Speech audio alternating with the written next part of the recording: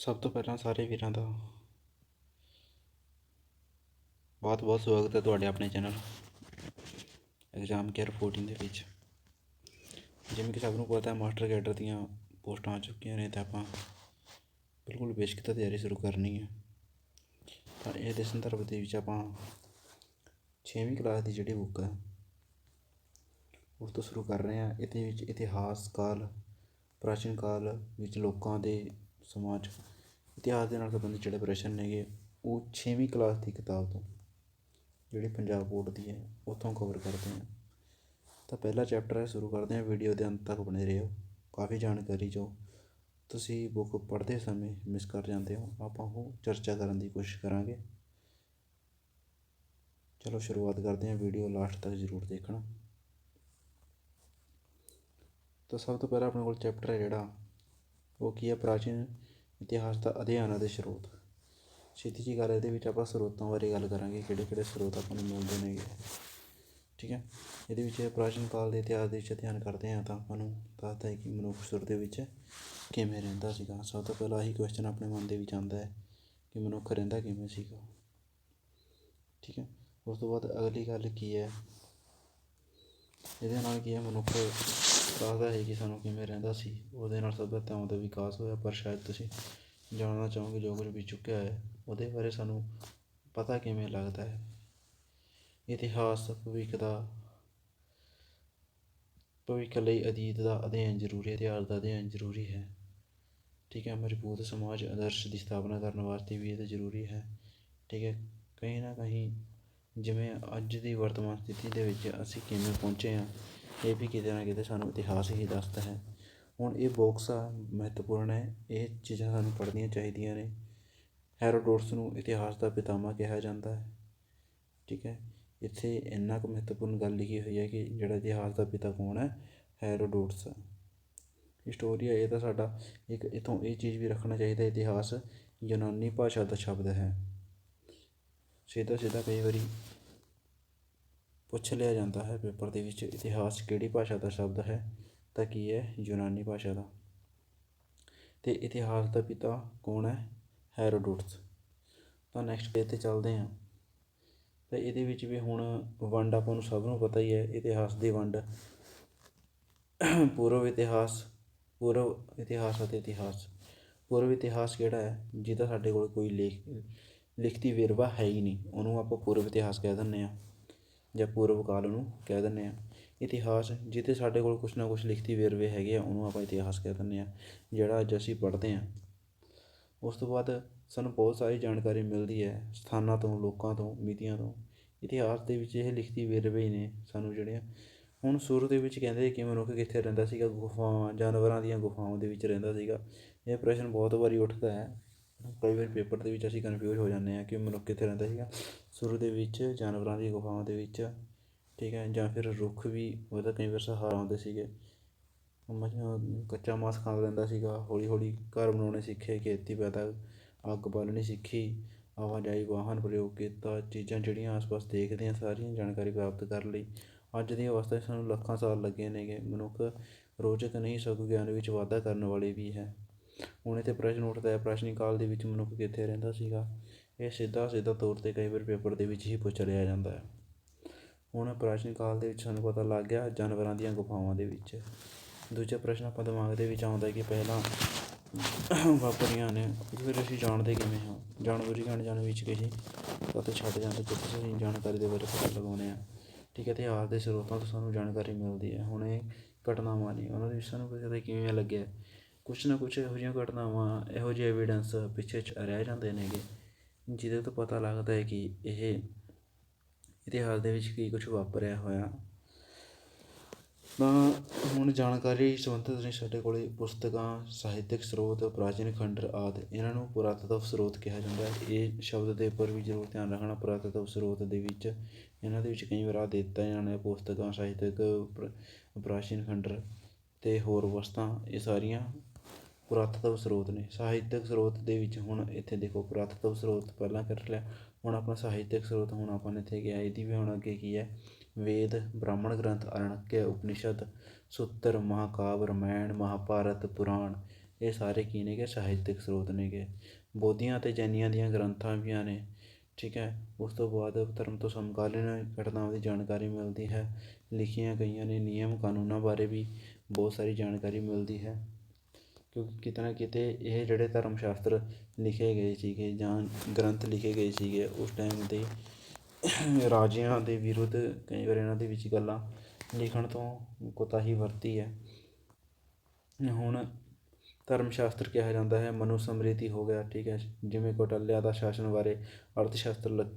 ਉਸ ਤੋਂ ਬਾਅਦ ਅਸੀਂ ਆਪਾਂ ਗੱਲ ਕਰਦੇ ਹਾਂ ਪਾਸ ਅਤੇ ਕਾਲੀਦਾਸ ਦੀਆਂ ਰਚਨਾਵਾਂ, ਉਹਨਾਂ ਦੀਆਂ ਕਹਾਣੀਆਂ ਦਾ ਵਿਵਰਣ ਸਾਨੂੰ ਮਿਲਦਾ ਹੈ। ਆਰਿਆ ਭੱਟ ਅਤੇ ਵਾਰਮੇਰ ਵਰਗੇ ਸਾਡੇ ਕੋਲ ਬਹੁਤ ਤਕੜੇ ਵਿਗਿਆਨੀ ਸੀਗੇ, ਉਹਨਾਂ ਤੋਂ ਪਤਾ ਲੱਗਦਾ ਗਣਿਤ ਅਤੇ ਵਿਗਿਆਨ ਦੇ ਖੇਤਰ ਦੇ ਵਿੱਚ ਕਿਵੇਂ ਦੂਜੇ ਦੇਸ਼ਾਂ ਦੇ ਨਾਲ ਭਾਰਤ ਬਹੁਤ ਅੱਗੇ ਸੀਗਾ। ਹੁਣ ਮੁੱਢਲੇ ਵੈਦਿਕ ਕਾਲ ਦੇ ਵਿੱਚ ਆਪਾਂ ਗੱਲ ਕਰਦੇ ਹਾਂ, ਰਾਮਾਇਣ ਅਤੇ ਮਹਾਂਭਾਰਤ ਦੇ ਮਹੱਤਵਪੂਰਨ ਕਾਵਿ ਲਿਖੇ ਗਏ ਸੀਗੇ। ਹੁਣ ਮੁੱਢਲਾ ਵੈਦਿਕ ਕਾਲ, ਹੁਣ ਵੈਦਿਕ ਕਾਲ ਦੋ ਭਾਗਾਂ ਦੇ ਵਿੱਚ ਵੰਡਿਆ ਹੋਇਆ, ਮੁੱਢਲਾ ਅਤੇ ਉੱਤਰ ਵੈਦਿਕ ਕਾਲ। ਹੁਣ ਕਿਹਾ ਜਾਂਦਾ ਹੈ ਕਿ ਮਹਾਰਿਸ਼ੀ ਵਾਲਮੀਕੀ ਜੀ ਨੇ ਕੀ ਸੀਗੇ, ਰਾਮਾਇਣ ਦੀ ਰਚਨਾ ਕੀਤੀ ਹੈ, ਜਿਹਦੇ ਵਿੱਚ 24,000 ਸ਼ਲੋਕ ਨੇਗੇ ਪ੍ਰੈਜੈਂਟ ਦੇ ਵਿੱਚ। ਮਹਾਂਭਾਰਤ ਦੇ ਵਿੱਚ ਵੱਖ ਲੇਖਕਾਂ ਦੁਆਰਾ ਵਿਸਥਾਰ ਕੀਤਾ ਗਿਆ, ਪਰੰਤੂ ਸਧਾਰਨ ਰੂਪ ਦੇ ਵਿੱਚ ਬਿਆਸ ਰਿਸ਼ੀ ਨੇ ਇਸ ਦੀ ਰਚਨਾ ਕੀਤੀ ਹੈ। 18 ਪੁਸਤਕਾਂ ਨੂੰ ਤਰਤੀਬਵਾਰ ਲਿਖਿਆ ਗਿਆ ਹੈ, 1 ਲੱਖ ਤੋਂ ਵੱਧ ਇਸ ਦੇ ਸ਼ਲੋਕ ਨੇ। ਹੁਣ ਉਸ ਤੋਂ ਬਾਅਦ ਆਪਾਂ ਗੱਲ ਕਰਦੇ ਹਾਂ ਪੁਰਾਤੱਤਵ ਸਰੋਤ। ਪੁਰਾਤੱਤਵ ਸਰੋਤ ਉਹ ਸਰੋਤ ਨੇਗੇ ਜਿਹੜੇ ਸਾਨੂੰ ਇਮਾਰਤਾਂ, ਬਰਤਨ, ਰੋਜ਼ਾਨਾ ਵਰਤੋਂ ਵਾਲੀਆਂ ਵਸਤੂਆਂ, ਸਿੱਕੇ, ਪ੍ਰਾਚੀਨ ਅਭਿਲੇਖ, ਇਹ ਸਾਰੇ। ਹੁਣ ਇੱਥੇ ਵੀ ਇਹ ਧਿਆਨ ਦੇਣ ਯੋਗ ਗੱਲ ਹੈ, ਇਹ ਪੂਰੇ ਪੁਆਇੰਟ ਤੋਂ ਕੁਐਸਚਨ ਬਣ ਸਕਦਾ ਹੈ। ਇਹਦੇ ਵਿੱਚ ਕੀ ਕੁਛ ਆ ਗਿਆ, ਇਮਾਰਤਾਂ, ਬਰਤਨ, ਰੋਜ਼ਾਨਾ ਵਰਤੋਂ ਵਾਲੀਆਂ ਵਸਤੂਆਂ, ਸਿੱਕੇ ਅਤੇ ਪ੍ਰਾਚੀਨ ਅਭਿਲੇਖ, ਇਹ ਸਾਰੇ ਕੀ ਨੇ ਕਿ ਪੁਰਾਤੱਤਵ। ਸਿੱਧਾ ਕਈ ਵਾਰ ਪੁੱਛ ਲੈਂਦਾ ਹੈ ਇਹਨਾਂ ਦੇ ਵਿੱਚੋਂ ਕਿਹੜਾ ਪੁਰਾਤੱਤਵ ਸਰੋਤ ਨਹੀਂ ਹੈ। ਹੁਣ ਉਸ ਦਾ ਪੁਰਾਤੱਤਵ ਵਿਗਿਆਨੀਆਂ ਨੇ ਪ੍ਰਾਚੀਨ ਕਸਬੇ, ਨਗਰਾਂ ਦੀ ਖੁਦਾਈ ਕਰਕੇ ਬਹੁਤ ਸਾਰੀਆਂ ਚੀਜ਼ਾਂ ਨੂੰ ਲੱਭਿਆ, ਜਿਵੇਂ ਆਪਾਂ ਸਿੰਧੂ ਘਾਟੀ ਸਭਿਅਤਾ ਦੀ ਗੱਲ ਕਰਦੇ ਹਾਂ ਕਿ ਉੱਥੋਂ ਆਹ ਮਿਲ ਗਿਆ, ਉੱਥੋਂ ਆਹ ਮਿਲ ਗਿਆ। ਹੁਣ ਸਭ ਤੋਂ ਵੱਡੀ ਗੱਲ ਕੀ ਹੈ, ਇਹਨਾਂ ਸਰੋਤਾਂ ਤੋਂ ਸਾਨੂੰ ਜਦੋਂ ਸ਼ਹਿਰਾਂ ਦੀ ਖੋਜ ਹੁੰਦੀ ਹੈ, ਕਿਸੇ ਸਥਾਨ 'ਤੇ ਜਾਣਕਾਰੀ ਮਿਲਦੀ ਹੈ, ਤਾਂ ਉਸ ਟਾਈਮ ਦੇ ਬਰਤਨਾਂ ਤੋਂ ਇੱਕ ਦੂਜੇ ਤੋਂ ਵੱਖਰੇ ਹੁੰਦੇ ਸੀਗੇ, ਠੀਕ ਹੈ। ਲੋਕਾਂ ਦੀ ਜੀਵਨ ਸ਼ੈਲੀ ਬਾਰੇ ਪਤਾ ਲੱਗਦਾ ਹੈ, ਇੱਕ ਜਗ੍ਹਾ ਦੀ ਦੂਜੀ ਜਗ੍ਹਾ ਤੋਂ ਅਲੱਗ ਮਿਲ ਜਾਂਦਾ ਹੈ। ਤਾਂ ਕਿਤੇ ਨਾ ਕਿਤੇ ਇਤਿਹਾਸਕਾਰ ਉਹਨਾਂ ਨੂੰ, ਜਿਹੜੇ ਵਿਗਿਆਨੀ ਨੇਗੇ, ਪੁਰਾਤੱਤਵ ਵਿਗਿਆਨੀ ਨੇਗੇ, ਉਹਨਾਂ ਨੂੰ ਅਲੱਗ ਕਰਨ ਦੀ ਕੋਸ਼ਿਸ਼ ਕਰਦੇ ਹੈ। ਉਸ ਤੋਂ ਬਾਅਦ ਪੁਰਾਤੱਤਵ ਵਿਗਿਆਨੀ ਕੌਣ ਹੈ, ਜਿਹੜਾ ਇਹਨਾਂ ਦਾ ਅਧਿਐਨ ਕਰਦਾ ਹੈ ਪੁਰਾਤੱਤਵ ਤੱਥਾਂ ਦਾ। ਹੁਣ ਸਿੱਕੇ ਵੀ ਬਹੁਤ ਮਹੱਤਵਪੂਰਨ ਹੈਗੇ, ਸਿੱਕੇ ਲਗਭਗ ਜ਼ਿਆਦਾਤਰ ਧਾਤ ਦੀ ਮਹੱਤਤਾ ਨੂੰ ਦਰਸਾਉਂਦੇ ਨੇਗੇ, ਠੀਕ ਹੈ। ਜੇ ਤਾਂਬੇ ਵਾਲੀ, ਕਲੀ ਵਾਲੇ, ਚਾਂਦੀ ਦੇ ਸਿੱਕੇ ਅਤੇ ਅਰਥ ਵਿਵਸਥਾ ਨੂੰ ਦਾ ਵੀ ਕਿਤੇ ਨਾ ਕਿਤੇ ਚਿੱਤਰਣ ਹੈ ਜਿਹੜੇ ਸਿੱਕੇ ਕਰਦੇ ਆ। ਹੁਣ ਉਸ ਤੋਂ ਬਾਅਦ ਆਪਾਂ ਸਿੱਕਿਆਂ ਦੀ ਵਿੱਦਿਆ ਵੀ ਸਿੱਕਿਆਂ ਦੇ ਅਧਿਐਨ ਨੂੰ ਸਿੱਕਿਆਂ ਦੀ ਵਿੱਦਿਆ ਕਿਹਾ ਜਾਂਦਾ ਗਾ। ਨਿਊਮੈਰਿਟਿਕਸ ਇੰਗਲਿਸ਼ ਦੇ ਵਿੱਚ ਨਿਊਮੈਰਿਟਿਕਸ ਕਿਹਾ ਜਾਂਦਾ ਗਾ। ਉਸ ਤੋਂ ਬਾਅਦ ਅਗਲੀ ਗੱਲ ਕਰਦੇ ਹਾਂ ਹੋਰ ਚੀਜ਼ਾਂ, ਜਿਵੇਂ ਜਾਨਵਰਾਂ ਦੇ ਚਿੱਤਰ, ਧਾਰਮਿਕ ਚਿੰਨ੍ਹ, ਸਿੱਕਾ ਜਾਰੀ ਕਰਨ ਵਾਲੇ, ਕਦੀ ਮਿਤੀਆਂ ਲਿਖੀਆਂ ਹੁੰਦੀਆਂ ਨੇ, ਇਹਨਾਂ ਤੋਂ ਸਾਨੂੰ ਬਹੁਤ ਸਾਰੀਆਂ ਚੀਜ਼ਾਂ ਪ੍ਰਾਪਤ ਹੁੰਦੀਆਂ ਨੇ। ਉਹ ਤੋਂ ਬਾਅਦ ਆਪਾਂ ਗੱਲ ਕਰਦੇ ਹਾਂ ਵੰਸ਼, ਪ੍ਰਾਚੀਨ ਕਾਲ ਦੇ ਅੰਧ ਵਿਸ਼ਵਾਸਾਂ ਬਾਰੇ ਜਾਣਕਾਰੀ ਮਿਲਦੀ ਹੈ। ਸਿੱਕੇ ਮੁੱਖ ਤੌਰ 'ਤੇ ਵੇਚਣ ਅਤੇ ਖਰੀਦਣ ਦੇ ਲਈ ਹੀ ਵਰਤੇ ਜਾਂਦੇ ਨੇ। ਸਮਕਾਲੀਨ ਆਰਥਿਕ ਜੀਵਨ ਬਾਰੇ ਜਾਣਕਾਰੀ ਮਿਲਦੀ ਹੈ। ਹੁਣ ਇਹ ਚੀਜ਼ ਜ਼ਰੂਰ ਯਾਦ ਰੱਖਣਾ, ਸਿੱਕਿਆਂ ਦਾ ਆਰਥਿਕ ਜੀਵਨ ਦੇ ਵਿੱਚ ਬਹੁਤ ਮਹੱਤਵ ਸੀਗਾ। ਉਹ ਤੋਂ ਬਾਅਦ ਕਿਤੇ ਨਾ ਕਿਤੇ ਜੇਕਰ ਕਿਸੇ ਸਿੱਕੇ ਦੇ ਉੱਪਰ ਧਾਰਮਿਕ ਮੂਰਤੀ ਮਿਲਦੀ ਹੈ ਤਾਂ ਕਿਤੇ ਨਾ ਕਿਤੇ ਧਾਰਮਿਕ ਮਹੱਤਵ ਵੀ ਸਿੱਕਿਆਂ ਤੋਂ ਕਈ ਵਾਰ ਆਪਾਂ ਨੂੰ ਪਤਾ ਲੱਗਦਾ ਗਾ। ਜਿਵੇਂ ਬੰਦਾ ਸਿੰਘ ਬਹਾਦਰ ਦੇ ਸਿੱਕੇ ਕਿਤੇ ਨਾ ਕਿਤੇ ਦਿਖਾਉਂਦੇ ਨੇ ਕਿ ਉਹਨਾਂ ਨੇ ਨਾਨਕ ਸਹਾਇ ਅਤੇ ਗੋਬਿੰਦ ਸਹਾਇ ਜਿਹੜਾ ਅੰਕਨ ਕਰਵਾਇਆ ਸੀਗਾ। ਉਸ ਤੋਂ ਬਾਅਦ ਸਮਾਰਕ ਜਿਹੜੇ ਬਣਾਏ ਗਏ ਸੀਗੇ, ਇਹਨਾਂ ਤੋਂ ਵੀ ਸਾਨੂੰ ਬਹੁਤ ਜ਼ਿਆਦਾ ਜਾਣਕਾਰੀ ਮਿਲਦੀ ਹੈ। ਸਮਾਰਕਾਂ ਦੇ ਵਿੱਚ ਕਿ ਇਹਨਾਂ ਨੂੰ ਕਿਹਾ ਜਾਂਦਾ ਹੈ, ਦੋ ਜਿਹੜੇ ਮਹਿਲ, ਸਤੰਭ, ਕਿਲ੍ਹੇ ਅਤੇ ਮਹਿਲ ਕੀ ਹੁੰਦੇ ਨੇਗੇ, ਸਮਾਰਕ ਹੁੰਦੇ ਨੇਗੇ, ਠੀਕ ਹੈ।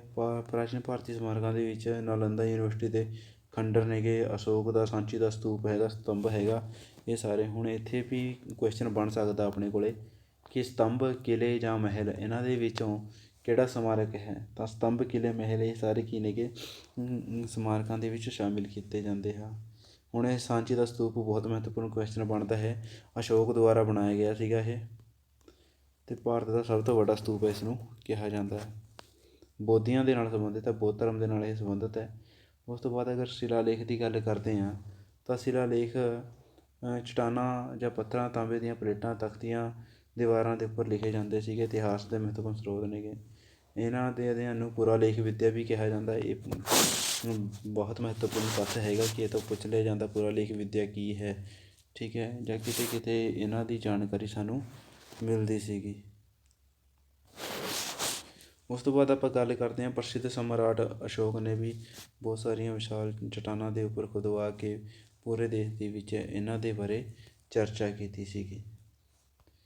ਹੁਣ ਸਮੁੰਦਰ ਗੁਪਤ, ਸਕੰਦ ਗੁਪਤ ਵਰਗੇ ਅਨੇਕਾਂ ਲੋਕਾਂ ਨੇ ਵੀ ਬਹੁਤ ਸਾਰੀਆਂ ਗੱਲਾਂ, ਜਿਵੇਂ ਸਮੁੰਦਰ ਗੁਪਤ ਹੈਗਾ, ਸਕੰਦ ਗੁਪਤ ਹੈ, ਇਹਨਾਂ ਨੇ ਆਪਣੇ ਪ੍ਰਾਪਤੀਆਂ ਨੂੰ ਪੱਥਰਾਂ ਦੇ ਉੱਪਰ ਖੁਦਵਾਇਆ ਸੀਗਾ। ਹੁਣ ਤਾਮਰ ਪੱਤਰਾਂ ਦੀ ਵੀ, ਹੁਣ ਇੱਥੇ ਆਹ ਗੱਲ ਆ ਗਈ, ਦੇਖੋ ਪ੍ਰਾਚੀਨ ਕਾਲ ਦੇ ਵਿੱਚ ਤਾਮਰ ਪੱਤਰ ਭੂਮੀ ਨੂੰ ਖਰੀਦਣ, ਵੇਚਣ ਅਤੇ ਭੂਮੀਦਾਨ ਕਰਨ ਦੇ ਲਈ ਵਰਤੇ ਜਾਂਦੇ ਸੀਗੇ। ਇਹ ਇੱਕ ਸਰਕਾਰੀ ਦਸਤਾਵੇਜ਼ ਹੈ। ਤਾਮਰ ਪੱਤਰ ਕੀ ਹੈ? ਇੱਕ ਸਰਕਾਰੀ ਦਸਤਾਵੇਜ਼ ਹੈ। ਉਸ ਸਮੇਂ ਖਰੀਦ ਵੇਚ ਕਿਸ ਤਰ੍ਹਾਂ ਕੀਤੀ ਜਾਂਦੀ ਸੀ, ਸਪਸ਼ਟ ਹੁੰਦਾ ਹੈ ਕਿ ਸਰਕਾਰ ਦਾ ਕੀ ਯੋਗਦਾਨ ਹੈ। ਇਹਨਾਂ ਸਰੋਤਾਂ ਦੀ ਸਹਾਇਤਾ ਨਾਲ ਅਸੀਂ ਪ੍ਰਾਚੀਨ ਕਾਲ ਦਾ ਸਹੀ ਚਿੱਤਰ ਪੇਸ਼ ਕਰ ਸਕਦੇ ਹਾਂ। ਹੁਣ ਅਜਿਹਾ ਕੀ ਕਾਰਨ ਸੀਗਾ ਕਿ ਤੁਸੀਂ ਲੇਖ ਉਕਰਨ ਦੇ ਵਿੱਚ ਸਾਡੇ ਕੋਲ ਕੀ ਆਉਂਦਾ ਹੈ ਕਿ ਤੁਸੀਂ ਸਖਤ ਸਤਹ ਦੇ ਉੱਤੇ ਲੇਖ ਉਕਰਨ ਦੇ ਨਾਲ ਲੱਭ ਸਕਦੇ ਹੋ, ਅਤੇ ਕਿਹੜੀਆਂ ਕਿਹੜੀਆਂ ਮੁਸ਼ਕਲਾਂ ਸਾਨੂੰ ਪੇਸ਼ ਆਉਂਦੀਆਂ ਨੇ। ਜਾਂ ਹੁਣ ਆਪਾਂ ਦੇਖ ਸਕਦੇ ਹਾਂ, ਜੇਕਰ ਅੱਜ ਦੇ ਸਮੇਂ ਦੇ ਵਿੱਚ ਇੰਨੀਆਂ ਕਾਢਾਂ ਦੇ ਬਾਵਜੂਦ ਵੀ ਸਾਨੂੰ ਇੰਨੀ ਦਿੱਕਤ ਦਾ ਸਾਹਮਣਾ ਕਰਨਾ ਪੈ ਰਿਹਾ, ਤਾਂ ਉਸ ਸਮੇਂ ਕਿਵੇਂ ਉਹਨਾਂ ਨੇ ਸਤੰਭ ਦੇ ਉੱਪਰ ਜਾਂ ਪੱਥਰਾਂ ਦੇ ਉੱਪਰ ਉਕੇਰ ਦਿੱਤਾ ਹੋਊਗਾ। ਹੁਣ ਅਗਲੀ ਗੱਲ, ਇਹ ਬਹੁਤ ਮਹੱਤਵਪੂਰਨ ਚੀਜ਼ ਹੈ, ਇੱਥੋਂ ਹੀ ਸਾਡੇ ਨੰਬਰ ਬਣਦੇ ਨੇਗੇ ਕਿ ਯਾਦ ਰੱਖਣ ਯੋਗ ਨੁਕਤੇ। ਇਤਿਹਾਸ ਦਾ ਅਧਿਐਨ ਅਤੀਤ ਦਾ ਅਧਿਐਨ ਕਹਿਲਾਉਂਦਾ ਹੈ। ਸਾਨੂੰ ਦੱਸਦਾ ਹੈ ਕਿ ਮਨੁੱਖ ਕਿਵੇਂ ਰਹਿੰਦਾ ਸੀਗਾ, ਕਿੱਥੇ ਰਹਿੰਦਾ ਸੀਗਾ, ਕਿਵੇਂ ਕਿਵੇਂ ਉਸ ਦਾ ਵਿਕਾਸ ਹੋਇਆ। ਜਿਸ ਕਾਲ ਦਾ ਸਾਡੇ ਕੋਲ ਵੇਰਵਾ ਨਹੀਂ, ਪੂਰਵ ਇਤਿਹਾਸ ਕਾਲ ਹੈ। ਜਿਹਦਾ ਵੇਰਵਾ ਹੈ ਉਹਨੂੰ ਇਤਿਹਾਸ ਕਾਲ ਕਹਿੰਦੇ ਆਪਾਂ, ਠੀਕ ਹੈ। ਇਤਿਹਾਸ ਚੰਗੇ ਭਵਿੱਖ ਦੇ ਅਤੀਤ ਦਾ ਅਧਿਐਨ ਵੀ ਕਿਹਾ ਜਾਂਦਾ ਹੈ।